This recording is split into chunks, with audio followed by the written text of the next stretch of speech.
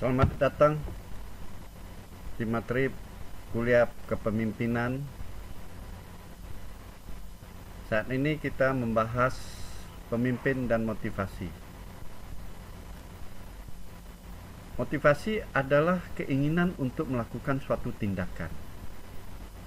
Fungsi motivasi sebagai pemicu tindakan yang memiliki dampak jangka pendek dan jangka panjang. Komponen motivasi, kebutuhan, dorongan, dan tujuan. Motivasi merupakan awal dari aktivitas kejiwaan manusia yang diawali dengan suatu kondisi sadar dan terjaga. Motivasi dipandang sebagai dorongan mental yang menggerakkan dan mengarahkan perilaku manusia.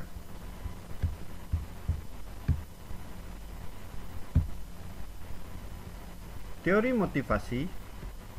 Teori psikologi analisis menyatakan bahwa jiwa manusia terdiri dari dua alam, yaitu alam sadar dan alam tidak sadar.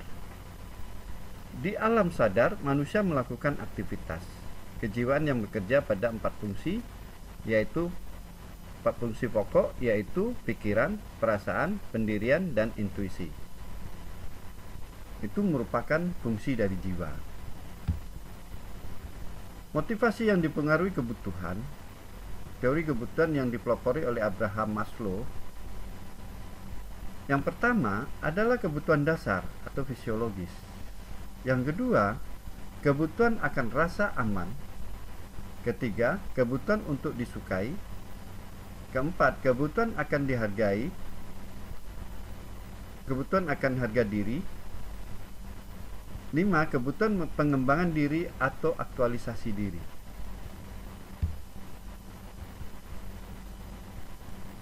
Teori mengenai emosi dalam kaitannya dengan dorongan diungkapkan oleh Kenneth Spence.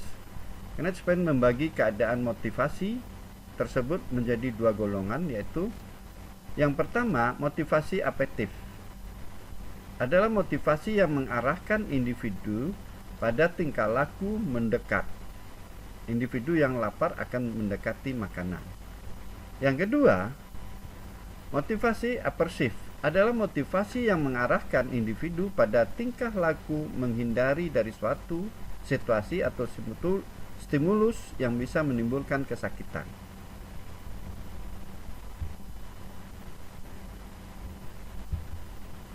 Motivasi yang dipengaruhi tujuan. Teori motivasi insentif adalah pendorong utama tingkah laku dalam berkaitan erat dengan proses belajar respon emosional yang dilakukan oleh organisme.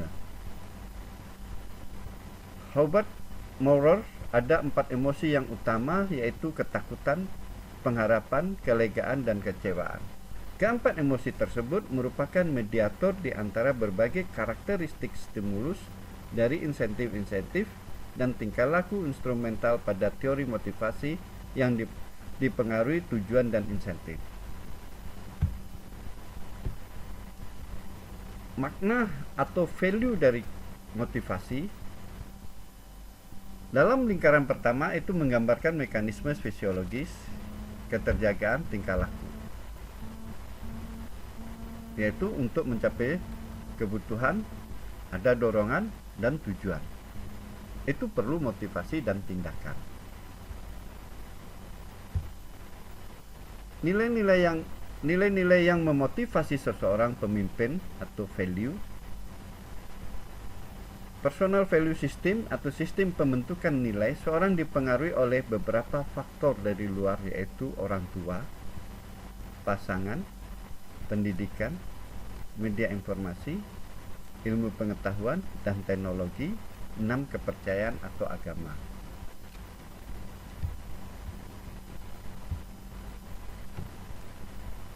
Hogan ada 10 value, nilai-nilai yang selama ini dikejar oleh pemimpin, di mana salah satu mendasari keputusan untuk menjadi seorang pemimpin, yaitu yang pertama, recognition.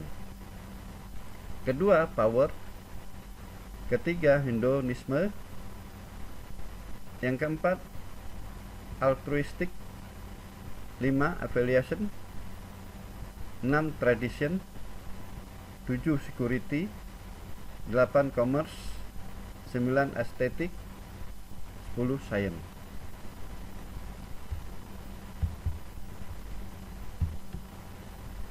Ada beberapa hal yang membuat tim bekerja maksimal sebagai berikut.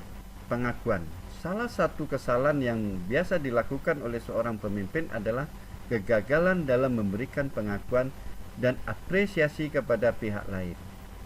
Salah satu ketidakpuasan yang sering membuat pekerja kecewa dan tidak bisa memberikan 100% bagi organisasi karena merasa tidak atau kurang dihargai oleh pemimpinnya. Ketahuilah, pengakuan itu membangun.